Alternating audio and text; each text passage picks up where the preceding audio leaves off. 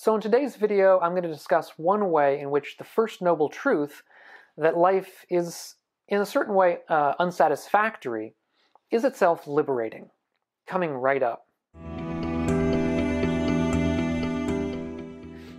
So I'm Doug Smith. I'm study director at the Secular Buddhist Association. That's secularbuddhism.org. If you're new to the channel and interested in living a wiser and a kinder and a less stress-filled life, consider subscribing. So the first noble truth is the truth that life is suffering, or that life is in some way ultimately unsatisfactory. If that's new to you, check out, I have a video on the Four Noble Truths, which discusses this as one of those four. So, but in general, we live in a culture of life is good. You know, where you want to say life is good, where people say fake it until you make it. You know, fake being a certain way, particularly optimistic, particularly feeling like you're able to do things until you can actually do them. And that sort of sense of faking it is what I'm pushing back on right here. That is, much of this kind of mental attitude is done in complete awareness that it's a fake, right?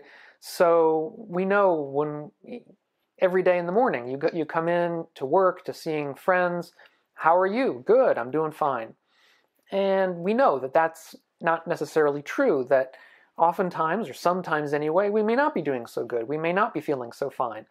But there's a kind of a social pressure on us to say that, because when people ask, how are you, they don't really want to know how you are. They just want to know that you're there, and they don't really want to hear your litany. And so we pretend as though things are fine. But still in all, I think in the back of our minds is this notion, some kind of a little, if you like, a little voice in our ear saying, you know, as long as you're pretending to be fine, maybe that'll help you actually be fine. And that you're sort of, you know, you're getting other people down if you're saying anything that's not, you know, really optimistic. And, you know, part of that also, let's be honest, on YouTube videos is to be optimistic and to be, you know, putting a good foot forward. And so you'll see, in fact, Casey Neistat is one of the great YouTubers around, talks about this very fact of having to put across a kind of optimism which is true sometimes, for sure. We're not always pessimistic, but sometimes is more for show than for reality. Nevertheless, this kind of general approach to life can lead some people in the West, because I think it's to an extent a Western phenomenon, although I'm not exactly sure to what extent, but it can lead some people to look at the First Noble Truth, that is to say that life is suffering in some sense, that life is unsatisfactory in some sense, to look at that as somehow a downer, as somehow depressing, as somehow something that's actually making the world worse, because we're expressing some truth where if we expressed the opposite, we might be able to fake it until we make it, kind of thing. And I talked about a little bit of that on my recent video on whether Buddhism is pessimistic. I'll put a link to that up here in case you haven't seen that video. And that's a similar kind of a point to be made. But the point I want to make here is the truth here is the opposite. So, but the point there is that, you know, the First Noble Truth, that life is difficult, that life is unsatisfactory, is to some extent depressing, a downer, that it's confining in some sense. It confines us from getting out and sort of seeing the world in a more optimistic way, which will actually make the world better. And my argument here is going to be that it's really something of the reverse, with one small caveat that I'll leave until the end. My point here is that a fake positivity, or an inauthentic positivity, tends to lead almost inevitably to disappointment, to a sense of loss, to disillusionment with the world, in a kind of a deep sense. If we think of politics, I think some of the most cynical people that we see in politics at one point were probably, and many of them were, political romantics in some way, that they had an extremely positive view about human nature, about the way the world was, about how quick and easy it would be to get stuff done. Then when they come head-to-head with the realities of the world, their positivity then has a tendency to collapse, and it collapses into a kind of a cynicism where everybody is bad all the time, or where most people are bad most of the time. And we see, I think, a kind of an extreme positivity within certain strains of the West, sort of viewing the world with rosy-eyed glasses. I think also we see elements of that in some Buddhism. I have read myself some Buddhist teachers who do like to emphasize that all people are essentially compassionate and good people, and it's very easy just to sort of see that in people. While there is, of course, an element of truth to that, all people are certainly capable of compassion and goodness. Nevertheless, I think coming at it from the beginning with this kind of an attitude, we're liable to be disillusioned and disappointed. So that's how this kind of inauthentic positivity or extreme positivity tends to make our view of the world problematic. It also can make our view of ourselves problematic, in the sense that if we're extremely positive and extremely optimistic, we tend to have overly high opinions of ourselves. We tend to have overly high opinions of what's going to happen in our own lives. That is to say, positivity is a burden, or can be a burden, in the sense that it gives us a lot to live up to. It gives us a lot that we have to achieve in life in order to make it the kind of life that we see, that we experience, that we feel we're entitled to in our own minds. Because positivity can also become a source of entitlement, a source of feeling that the world is supposed to give me certain things because that's how the world is. The world is a place of milk and honey, and so therefore if I'm not getting that milk and honey, there's something wrong with either somebody in the way or myself, and that can lead to hatred of others because they're getting in the way of what we're entitled to. It can lead to self-hatred if we feel that we're not living up to our own high standards. So this notion of fake it until you make it basically involves us lying to ourselves, or at least trying to engage a kind of false consciousness for a period of time. And that false consciousness, insofar as we buy into it, can lead us to think that we're going to make it much faster than we actually might. But in general, this kind of positivity tends to make suffering into something that is either doesn't happen to anybody, or that if it happens mildly, or that it's something that's not really well understood or explained. So we tend to view suffering as something that is not part of who we are and not part of the world, and so we tend to overlook it because of these kind of rosy-eyed glasses that we have on. So if you like, the rosy-eyed glasses tend to make us blind to suffering in the world. On the other hand, I think a wise view of the First Noble Truth, that life is difficult, is suffering, that there is suffering in all of our lives, makes suffering more approachable, makes it more understandable.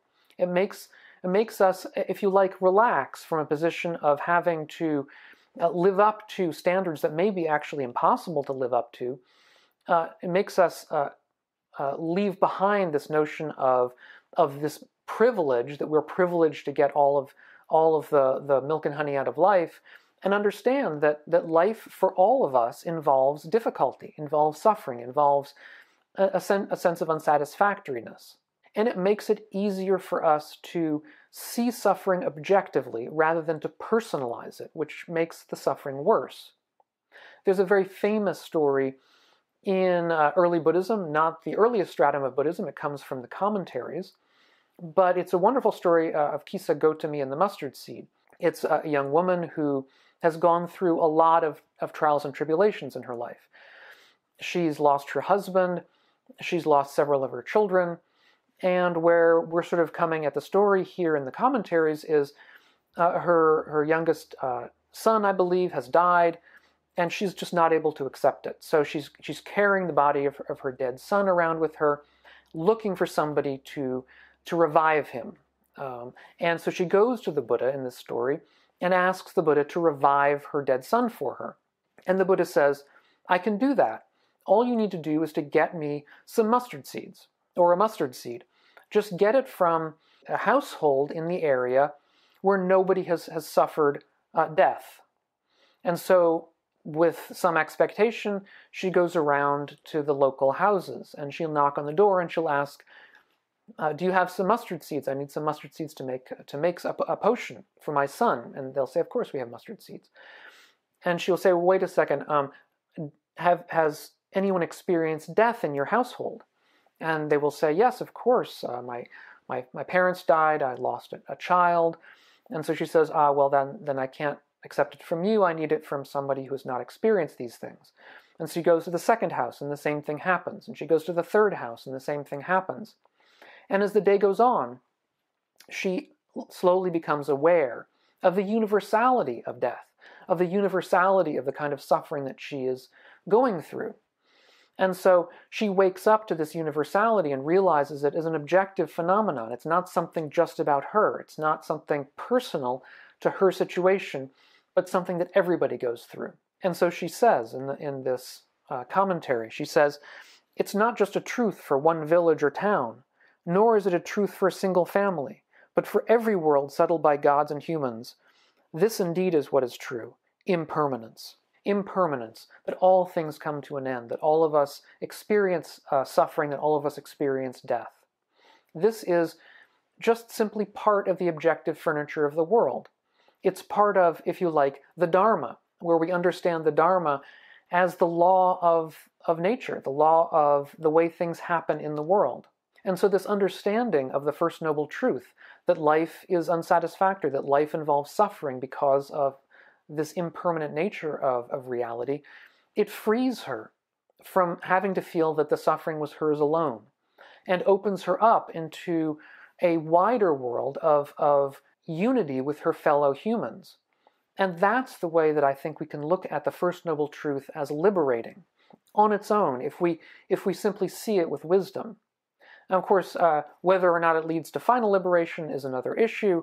I believe that in the story, Kisa Gotami eventually does become liberated, but whether or not it leads there is irrelevant to the point I'm making, which is that it involves at least some example of liberation in our own lives by taking some of the pressure off of us to live up to standards which are really, in the final analysis, inhuman and unnatural.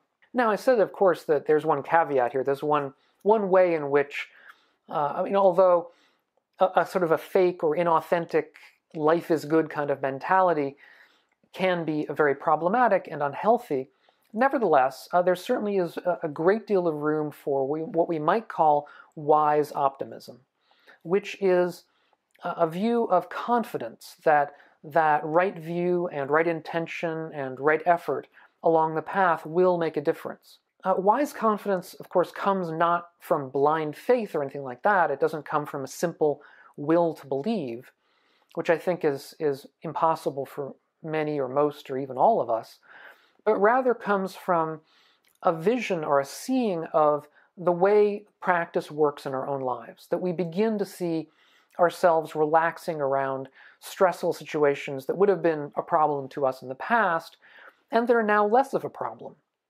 That we begin to see how kindness within us wells up as we practice practices like loving kindness.